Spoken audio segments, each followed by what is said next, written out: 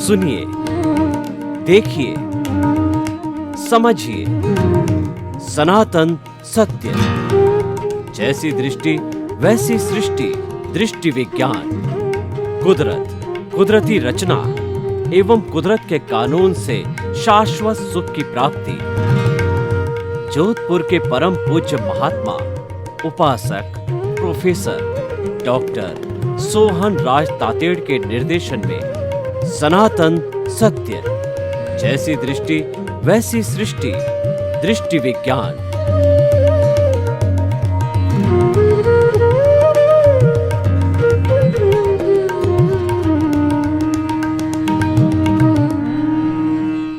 भाई और बहनों, मातृशक्ति को नमन। स्टूडियो में आपका हार्दिक स्वागत है, अभिनंदन है, सत्कार है। आत्मविज्ञान, साइंस ऑफ द सोल कार्यक्रम के अंतर्गत हम आपको सही दृष्टि, सही सोच, राइट विजन, राइट थिंकिंग के तहत जो आपकी नकारात्मक सोच है, जो आपका गलत चिंतन है, आपका गलत दृष्टिकोण है और आपका अविधायक भाव है, उन सब में करेक्शन दे करके और हम आप में पॉजिटिव थिंकिंग डालते हैं, सकारात्मक सोच डालते हैं, आपके नजरिए को बदलते हैं और आपकी दिशा को बदलते हैं। उससे आपकी दशा बदल जाती है और ये सारा कार्य हम अलग अलग एपिसोड्स के माध्यम से करते हैं। तो आज बहुत सुंदर एपिसोड लेकर के हम आपके सामने प्रस्तुत हो रहे हैं। आज का हमारा विषय है व्यक्ति और समाज का संबंध, व्यक्ति और परिवार का संबंध। भाई और बहनों, दो इकाई है, एक तो व्यक्ति और दूसरा परिवार।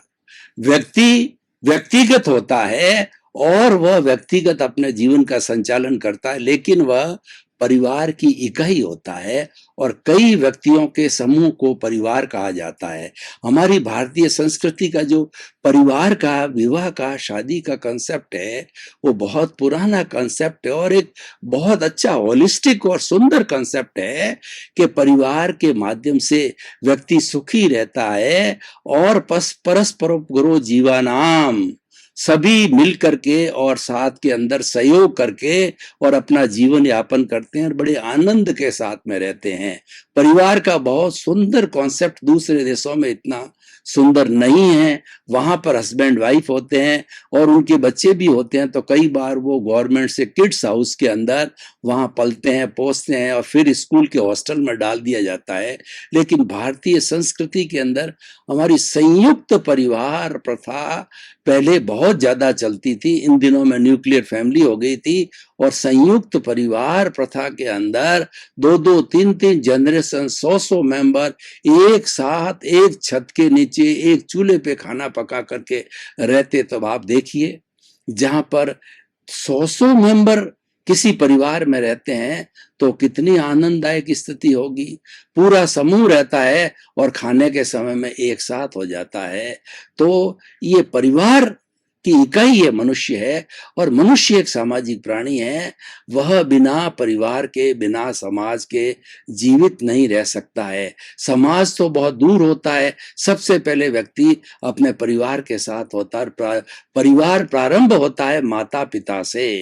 माँ है, बच्चे की प्रथम पाठशाला होती है और माँ ही जो है अच्छे संस्कार प्रारंभ से देती है। जिनकी माएँ धार्मिक और अच्छी माँ होती है, उनके बच्चों को बहुत सुंदर संस्कार मिलते हैं।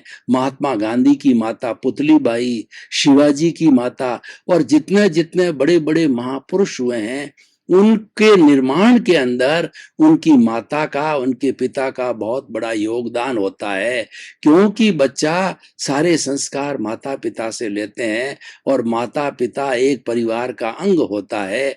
इसीलिए व्यक्ति अपने परिवार का एक अभिन्न अंग होता है और वो परिवार में ही जन्म लेता है, परिवार में ही पहचान प्राप्त करता है और परिवार की एक दूसरे के साथ में सेवा करते हैं, सहयोग करते हैं और व्यक्ति परिवार से ही जाना जाता है। उदाहरण के तौर पर देखिए, जब कोई बच्चा जन्म लेता है तो जन्म लेते हैं, सभी बच्चे एक से ही जन्म लेते हैं। कोई भी महापुरुष के रूप के अंदर बच्चा नहीं जन्मता है, नॉर्मल वे के अंदर बच्चा जन्मता है। और जन्म लेने के बाद में जो ही जो है वो जिस परिवार में जन्म लेता है, जैसे कि मैंने जैन परिवार में जन्म लिया तो मुझे मेरा धर्म बता दिया कि तुम्हारा जैन धर्म है, हमारे गुरुओं ने धर्म बता दिया। और जो मेरे माता पिता की जाति थी कि हम ओसवाल तातेड़ जाति के हैं, तो हमको प्रारंभ से हमारा नाम दे दिया गया। नाम करने के बाद में सोहन राज तातेड़, ओसवाल जैन धर्म का पालन करने वाला, ये प्रारंभ से ही हमारे पे लेबल लग गया। तो परिवार है एक तरह का लेबल होता है कि वह व्यक्ति कौन से कुल में जन्मा है। और पुराने जमाने के अंदर जब बच्चों की सगाई संबंध किए जाते थे, कुल को, परिवार को बहुत अच्छी तरह से देखा जाता था, क्योंकि कुल है एक तरह से जड़ है। पौधे की जड़ को देख लो या पौधे के पत्तों को देख लो तो आपको मालूम पड़ जाएगा कि इसका सिंचन किस तरीके से हुआ है। अगर अच्छे फल लगते हैं, अच्छे फूल लगते हैं, अच्छे पत्ते होते हैं, तो हम निर्णय कर सकते हैं कि इनकी जड़ बहुत अच्छी है। और हम इसी तरीके से निर्णय कर सकते हैं कि अगर कोई परिवार अच्छा है, समृद्ध परिवार है, धार्मिक परिवार है, कल्चर्ड फैमिली है और कुलीन परिवार है, तो हम ये मान के चलते हैं उनके बच्चे भी अच्छे होंगे। और कोई भी व्यक्ति जब अपनी बच्ची का संबंध करना चाहता है तो कुलीन परिवार के लड़के को देखता है। कुलीन परिवार के अंदर बुराइयां नहीं मिलती है। और अगर मान लो एकाकी परिवार हो और अच्छे कुल का नहीं हो तो उनके बच्चों के अंदर बहुत सी बुराइयां पनप जाती है, जैसे कि मद्य सेवन करना और जुआ खेलना, व्यभिचार करना, चोरी करना, इस तरह के लक्षण पाए जा सकते हैं। लेकिन कुलीन परिवार के अंदर ऐसा नहीं होता है। कुलीन परिवार के अंदर प्रारंभ से ही बच्चे पर इस बात का प्रहार किया जाता है। और जॉइंट फैमिली में तो संभव ही नहीं है, क्योंकि जॉइंट फैमिली का जो मुखिया होता है वो सबका दादा होता है और वो कभी टॉलरेट नहीं करता किसी बीमारी को, किसी भी तरह के दुर्व्यसन को। और जो ही ये पनपने लगता है उसी वक्त उसको जड़ मूल से उखाड़ दिया जाता है। और होना भी चाहिए कि बच्चा जब कभी भी, जो प्रारंभ के अंदर उसके पास में इतनी बुद्धि नहीं होती है, तो अपने बच्चों की संगत से या अन्य किसी की संगत से कोई उसमें बुराई आ जाती है, तो बुराई जो ही प्रारंभ होती है तो ही उसका जो है विनाश कर देना चाहिए, उसको उस बुराई से हटा देना चाहिए। व्यसन को भी देख लीजिए। व्यसन में क्या होता है कि कोई भी व्यक्ति जो है किसी अपने मित्रों के साथ में या फ्रेंड सर्किल के अंदर जो लोग व्यसनी होते हैं, तो वो पहले जैसे अफीम की है, डोडे की है, भांग है, चरस है, सभी तरह के जो है वो एक तरीके से व्यसन लगते हैं कि वो मनुवार करते हैं, फ्री उनको देते हैं। एक बार दो बार कंपनी में बैठते हैं, जब दो चार बार वो खा लेते हैं तो खा लेने के बाद में वो सही समय के ऊपर व्यसन जो है, शरीर को व्यसन जो है वो शरीर को मांगने लग जाता है। उसको हम लत कहते हैं और उसी को हम व्यसन कहते हैं कि पहले व्यक्ति नशा करता है और फिर बाद में नशा है व्यक्ति को खाने लग जाता है। इसीलिए नशा नाश का द्वार कहा गया है। तो मैंने तो आपको इस उदाहरण दिया, कोई भी तरह का कुव्यसन प्रारंभ में बच्चे के सही समझ नहीं होती है और उस लाइन में चला जाता है, स्कूल के अंदर जाकर के कोई चीज की चोरी करके आ जाए, तो हमें प्रोत्साहन नहीं देना है। बचपन के अंदर किसी भी बच्चे को कोई भी बुराई के प्रति या उसकी लाइफ स्टाइल के प्रति हमें प्रोत्साहन नहीं देना चाहिए। बच्चा लेट उठ रहा है तो हमें टॉलरेट नहीं करना, उसको समझाना चाहिए कि अच्छे स्वास्थ्य के लिए सूर्योदय से पूर्व उठ जाना चाहिए, परिश्रम करना चाहिए और उसके साथ साथ बड़ों को प्रणाम करना चाहिए। और लाइफ स्टाइल का हर काम है समय पर करना चाहिए, समय पर सोना, समय पर खाना, समय पर पढ़ना और सब चीज समयबद्ध होनी चाहिए। वो एक अच्छी जो है हमारी लाइफ स्टाइल होती है। तो हम ये कहना चाहते हैं व्यक्ति और परिवार का बहुत बड़ा घनिष्ठ संबंध है। वो एक दूसरे के जो है वो कहना चाहिए कि एक दूसरे के सपोर्ट करने वाले होते हैं, एक दूसरे के कॉम्प्लीमेंट्री है, एक सिक्के के दो पहलू है। व्यक्ति बिना परिवार नहीं बनता और परिवार के बिना व्यक्ति की कोई पहचान नहीं होती है। और अकेला चना भाड़ नहीं फोड़ सकता है, अकेला व्यक्ति कुछ भी नहीं कर सकता है और परिवार के साथ इसको पहचान मिलती है। और जब कभी भी वह ब्याह शादी हो या रोजगार की बात हो या कोई भी एजेंसी लेने की बात हो या जो है उसका कोई बहुत बड़ा सिलेक्शन होने वाला हो, नौकरी मिलने वाली हो, हर एक जगह पृष्ठभूमि के रूप में उसका परिवार काम आता है, जिसको हम खानदान कहते हैं, जिसको हम कुल कहते हैं, क्योंकि वह कई जो है जनरेशन से उसका सिंचन किया जाता है। परिवार का निर्माण है, एक दिन में नहीं होता है। परिवार के निर्माण के अंदर कई कई जो है जनरेशंस को सैक्रिफाइस करना पड़ता है।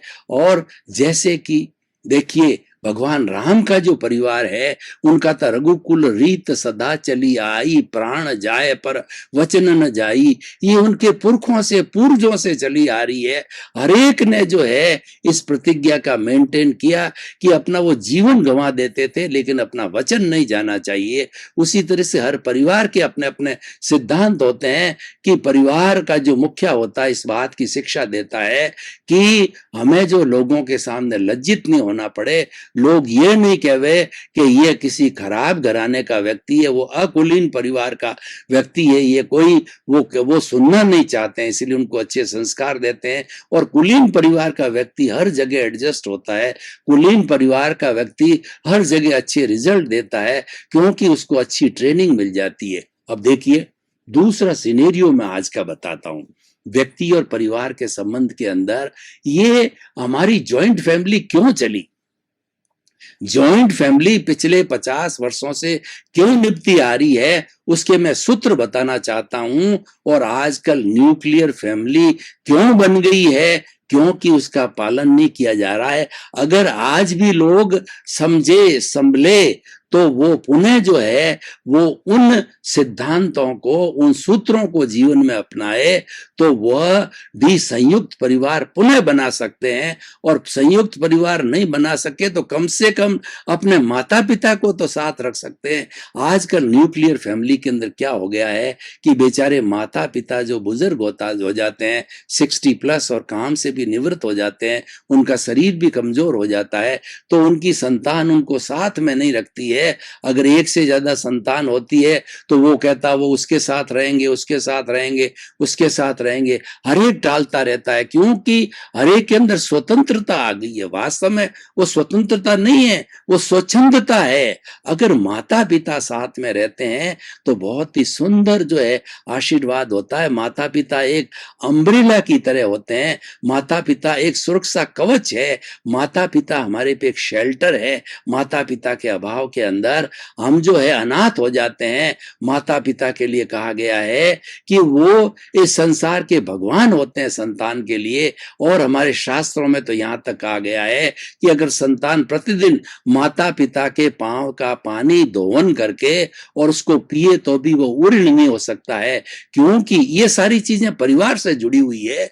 क्योंकि देखिए माता पिता अपने बच्चे को जन्म देते हैं, जन्म जब उसका भ्रूण होता है, ये लगता है कि ये माँ जो है गर्भवती हो गई, तभी से पिता प्रसन्न होता है, दादा प्रसन्न होता है, नाना प्रसन्न होता है, नानी प्रसन्न होती है, क्योंकि वह एक परिवार का अंग बनेगा। हमारा परिवार के प्रति एक अटैचमेंट है, परिवार के प्रति हमारा लगाव है। और हम जानते हैं कि परिवार के बिना हमारा निभाव नहीं है। और वह जब बच्चा जन्म लेता है तभी से देखिए माता पिता जो है वो उसके जो है टॉयलेट वगैरह को साफ करना, और वो अगर आले में सो रहा है तो माता तो जो है सूखे में सोती, उसको हर तरीके से प्रसन्न करती है। माता पिता अपना सब कुछ सैक्रिफाइस करके और अपने शरीर के सुख सुविधा का सैक्रिफाइस करके और अपने लिए धन का सैक्रिफाइस करके बच्चों को खुश रखते हैं, बच्चों के लिए नई नई ड्रेस लाते हैं, बच्चों को अच्छा भोजन खिलाते हैं और बच्चों को अच्छी स्कूल में दाखिला लेते हैं। क्यों? कि पिता की ये भावना रहती है कि मैं 1 रुपया हूं तो मेरी संतान 1.25 रुपया होनी चाहिए। हर माँ बाप ये चाहती है कि मेरी संतान मेरे से आगे जाए और मेरी संतान जो है मेरा नाम रोशन करें। ये सब चीजें परिवार और व्यक्ति से जुड़ी हुई है। तो भाई और बहनों, वो क्या क्या क्या कारण हैं जिनसे हमारी ये सुंदर जो है वो संयुक्त पारिवारिक प्रथा बनी रही, तो सबसे बड़ा कारण जो है वह सहनशीलता और न्यूक्लियर फैमिली के बनने का और आज हमारे संयुक्त परिवार के विघटन होने का सबसे बड़ा कारण ये है कि आज एक छोटे बच्चे में भी सहनशीलता नहीं है, कोई किसी को टॉलरेट नहीं करना चाहता है और हर एक आजादी चाहता है। आजादी तो पहले भी थी। आजादी का अर्थ होता है आप अच्छे डीड्स करो, आप अनुशासन में रहो, आप अच्छा खाओ, आप अच्छा पियो, आप अच्छे कपड़े पहनो, आप अच्छा कार्य करो, ये अनुशासन है। लेकिन व्यक्ति ने जो है आजकल स्वच्छंदता के वशीभूत होकर के बाहर जो है जंक फूड खाना और ऐसे ऐसे फ्रेंड्स के साथ में फ्रेंडशिप करना जो कुछ काम के नहीं, जो मतलबी होते हैं, दुर्व्यसनी होते हैं और व्यक्ति की आदत को बिगाड़ सकते हैं। और उसके साथ साथ के अंदर वो व्यापारिक जो है ऐसे लोग सेल्फिश लोग होते हैं, उनसे जो है समझ नहीं होती है, वो यंग पर्सन की उसके साथ जुड़ जाता है और जुड़ा रहना चाहता है। माता पिता जानते हैं कि ये लोग इसके सराउंडिंग है, ये अच्छे नहीं, इसको ले डूबेंगे, इसको दुर्व्यसन में डाल देंगे, इसको जुए में, मद्यपान में, व्यभिचार के अंदर डाल देंगे और इसका धंधा चौपट कर देंगे, इसकी बुद्धि को खराब करेंगे। लेकिन यंग मैन को मालूम नहीं होता है, वो तो ये जानता है कि माता पिता मेरी बात का विरोध करते हैं, जबकि माता पिता हमेशा अपने संतान के हितैषी होते हैं। सेवा करने वाले बच्चे के प्रति तो माता पिता का प्रेम होता ही है, लेकिन उसके अलावा भी माता पिता का प्रेम सभी संतान के साथ में होता है। खोटा रुपया होता है, उसको भी माँ जो है वो अच्छा मान के चलती है और सबके साथ प्रेम करती है। कोई बच्चा धनवान है, अधिक कमाता है, कोई बच्चा अच्छा सेवा करता है, तो भी माता पिता कम सेवा करने वाले, कम कमाने वाले, बात नहीं मानने वाले और कई बार जो है गलत रास्ते पर गया है तो भी उसको समझाने की माता पिता कोशिश करते हैं, क्योंकि वो संतान है, उनकी कलेजे का टुकड़ा है। तो भाई और बहनों, सहनशीलता की बहुत कमी होने के कारण हमारी जॉइंट फैमिली टूट फूट करके न्यूक्लियर फैमिली हो गई है और न्यूक्लियर फैमिली जहां है वहां कष्ट ही कष्ट है। और जहां हमारी संयुक्त परिवार जो है हमारी व्यवस्था है, उसके अंदर अगर मान लो किसी घर में 5 अर्निंग मेंबर होता है, एक मेंबर बीमार हो जाता है, तो वो आराम से रेस्ट कर सकता है, उसकी अर्निंग के अंदर, उसके सुख सुविधा के अंदर कोई फर्क नहीं पड़ता, वो बैलेंस हो जाता है। लेकिन अकेला तो बैलेंस ही करने वाला वही, कमाने वाला भी वही, बच्चों को स्कूल छोड़ने वाला वही और दूसरा सारा खर्चे का भुगतान भी करने वाला है वही। वो बीमार पड़ गया, नौकरी पैसे वाला है, तो उसको पूरा जो कहना चाहिए नौकरी सैलरी नहीं मिली, तो वह परिवार जो है कष्ट में आ जाता है। तो भाई और बहनों, हम ये कारण तो हो गया सहनशीलता। दूसरा, त्याग की वृत्ति का अभाव। पुराने जमाने के अंदर जो लोग थे अपनी अपनी पांति, वो जो है यथा संविभाग सब अपने अपने हिसाब की चीज का उपयोग करते थे। ऐसा नहीं है कि कोई बड़ा है, ज्यादा बुद्धिमान है या ज्यादा कमाता है, वो तो लॉयंस शेयर ले ले, और जो है जो कम कमाने वाला, मंद बुद्धि वाला है या घर पे उपस्थिति नहीं है, तो वह जो है उसको कोई शेयर मिले ही नहीं। पुराने जमाने के अंदर क्या होता था, माता के जितने बच्चे होते थे, मान लीजिए कि घर के अंदर 10 आम आ गए और 10 जो है मेंबर है, तो हर एक को एक एक इक्वल डिस्ट्रीब्यूशन होता था। मिठाई जो है हर एक को इक्वल डिस्ट्रीब्यूशन होता था। और कोई बाहर गया हुआ है और ड्यूटी से बाद में आने वाला है, उसको माता उसका हिस्सा अलग रखती थी। मतलब कोई तरह का पक्षपात नहीं था और ड्रेस सिलाई जाती थी और उनकी बहुएं होती थी, किसी के खर्चा करना होता तो समान रूप से खर्चा करते थे। घर के कोई मेंबर के साथ में किसी तरह का पक्षपात नहीं, ऑल आर इक्वल जो है वो प्रतिष्ठा के रूप में भी इक्वल है और जो है वो अर्थ के रूप में भी इक्वल है, सम्मान के रूप में equal, no partiality at all. ऐसा नहीं है कोई बहू जो है अपने ऊंचे घराने की है, करोड़पति परिवार की, और एक बेचारी गरीब घर की है, और एक बच्चा बहुत ज्यादा कमाता है, दूसरा नहीं कमाता, एक बच्चा तीव्र बुद्धि का, एक बच्चा मंद बुद्धि। No partiality, all are the family members and all are the equal. ये त्याग की वृत्ति हुआ करती थी। लेकिन आजकल क्या हो गया, लॉइन शेयर खाने की बहुत ज्यादा जो हो गई है, वो काम तो करता नहीं है लेकिन अधिक सुविधा लेना चाहता है, और वो मेंबर चाहता है कि मुझे ज्यादा मिल जाए, दूसरे को कम मिले। उसमें पक्षपात की भावना, लोभ की भावना और स्वार्थ की भावना आने के कारण त्याग की वृत्ति न रहता है, और वो परिवार टूट करके न्यूक्लियर हो गया। आज हमारी जो है वो ईस्टर्न कल्चर के अंदर वेस्टर्न कल्चर आ गई है। वेस्टर्न कल्चर में तो शुरू से चलता था कि अगर किसी से जो है आपस में अनबन है तो तुरंत वो डाइवोर्स कर सकते थे, और उनका बच्चा भी है तो कोई भी रख सकता था एज ए एग्रीमेंट, और बच्चे तो जो है वो उनके चिल्ड्रन हाउस में भी जो पलते पहुंचते थे, कॉलेजों के अंदर, यूनिवर्सिटियों के अंदर, और वो स्कूलों के अंदर, हॉस्टल में रहते थे। इतना बड़ा परिवार का कोई कॉन्सेप्ट नहीं था वहां। तो eat drink and B Mary, खाओ पियो और मस्त रहो, इच्छा है तो साथ रहो, इच्छा है तो छोड़ लो, किसी को अपना लो, कर लो। इतना डीप कॉन्सेप्ट जो है परिवार का नहीं था। हमारे यहाँ तो कहते हैं कि शादी जब होती है, जो 7 फेरे दिए जाते हैं, ये 7 जन्म का संबंध होता है, और एक दूसरे का पूरा सम्मान करते हैं 50-50। मैं तो कोई भी नया पेयर शादी करके आशीर्वाद लेता तो मैं उनको आशीर्वाद 50-50 का देता हूँ कि भैया 50% तुम और 50% जो मादा है और नर है। नो पक्षपात, नो अपने आप को न तो सिर्फ 55 और 60-40 समझना है, और न जो है वो उसके अंदर इंफीरियरिटी कॉम्प्लेक्स लाना, न सुपीरियरिटी लाना है। अगर आपकी पत्नी कम पड़ी हुई है, ज्यादा पड़ी हुई है, ज्यादा कमाती है, पति ज्यादा कमाता है, नो जो है पक्षपात एट ऑल, और बोथ आर इक्वल। और जहाँ इक्वलिटी का सिद्धांत होता है वहां पर ईगो जन्म नहीं लेता है, और इनइक्वलिटी का होता है जब ईगो जन्म लेता है, एक दूसरे को सुपीरियर समझने लग जाता है कि मैं ज्यादा कमाती हूँ और ये कम नहीं कमाता, और जो मैं तो ज्यादा बुद्धिमान हूँ, ये कम बुद्धिमान है। तो इस तरीके के जो डिस्टिंक्शंस किए जाते हैं तो परिवार टूट जाता है। तो ये त्याग की वृत्ति के अभाव के कारण परिवार टूट रहे हैं। और तीसरी बात है सामंजस्य की कमी। कोई जो है सामंजस्य बिठाना नहीं जाते हैं, और व्यक्ति के अंदर जो प्रतिक्रिया इतनी बढ़ गई है कि एक सुनाता है तो 2 सुनाता है, कि वो कहता है मैं कौन सा कम हूं। पहले तो माता पिता कोई सबक और कोई बात सिखाया करते थे तो हमें बच्चा और उसके जो बहू या बेटे की बहू कोई भी जो है सदस्य होता तो इस रूप में लेता था कि पिताजी ने या दादाजी ने मेरे हित की बात की, सामने उनका मुंह नहीं तोड़ते थे, सामने बोलते नहीं थे। फिर कोई बात होती तो दादाजी पिताजी को समझाते कि ये डिफिकल्टी है, तो उसका सॉल्यूशन भी हो जाता था।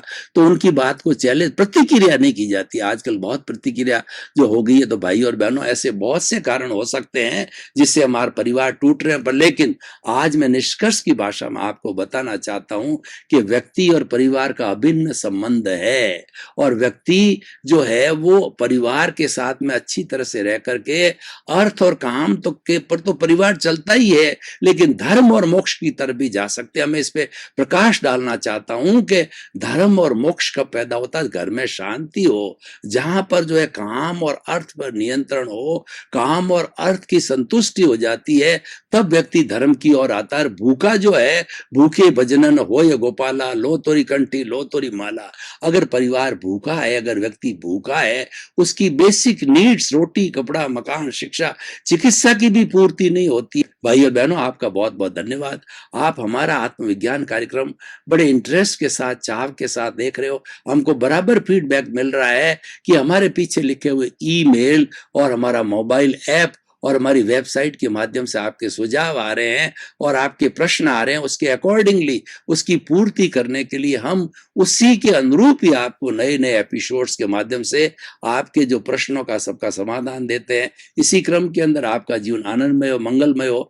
आपके प्रति बहुत बहुत शुभकामना। मंगल।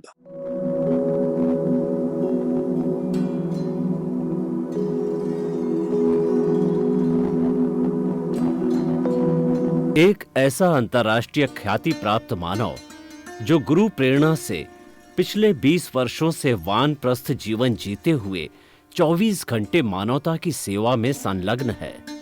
एक ऐसा मानव जो अभी राष्ट्रीय, अंतर्राष्ट्रीय टीवी चैनलों पर 7,500 एपिसोड के माध्यम से सनातन सत्य, आत्मविज्ञान एवं पुनरुत्थान व्यवहार एवं निश्चय जगत के जीवनोपयोगी विषयों पर हृदय स्पर्शी प्रवचन कर चुका है। उस मानव का नाम है महात्मा उपासक प्रोफेसर डॉक्टर सोहन राज तातेड़। प्रोफेसर तातेड़ द्वारा योग, दर्शन, शिक्षा विषयों पर रचित पीएचडी स्तर के 250 शोध ग्रंथ भारत के 100 प्रतिष्ठित विश्वविद्यालयों में शोधार्थी पढ़ रहे हैं तथा वे सभी शोध ग्रंथ वहां की सेंट्रल लाइब्रेरियों में उपलब्ध हैं। महात्मा सोहन राज ने अभी तक हजारों स्कूलों, कॉलेजों, विश्वविद्यालयों एवं संस्थाओं में सेमिनार, वर्कशॉप, कैंप लगाकर लाखों विद्यार्थियों को योग, दर्शन, शिक्षा का प्रशिक्षण देकर उन्हें सुसंस्कारित किया। डॉक्टर तातेड़ ने भारतीय संस्कृति उत्थान के 4000 से अधिक समसामयिक विषयों पर आर्टिकल लिखकर ऑनलाइन जर्नल, पत्रिकाओं, वेबसाइट्स पर प्रकाशित किया, जिसका उपयोग लाखों पाठक कर रहे हैं। उपासक तातेड़ के 5000 से अधिक आज का सुविचार, आज का शुभ संदेश, आज का मंगल भावना योग आदि चिंतन websites, Twitter, blogger, Facebook, YouTube माध्यमों से लाखों लोग अपना जीवन निर्माण कर रहे हैं। मानवता के मसीहा ऐसे महामानव महात्मा सोहन राज तातेड़ के प्रोफाइल को अभी तक विश्व के 20 लाख दर्शक यूट्यूब पर, 12 लाख गूगल पर एवं लाखों दर्शक फेसबुक, ब्लॉगर, ट्विटर और इंस्टाग्राम पर देख चुके हैं।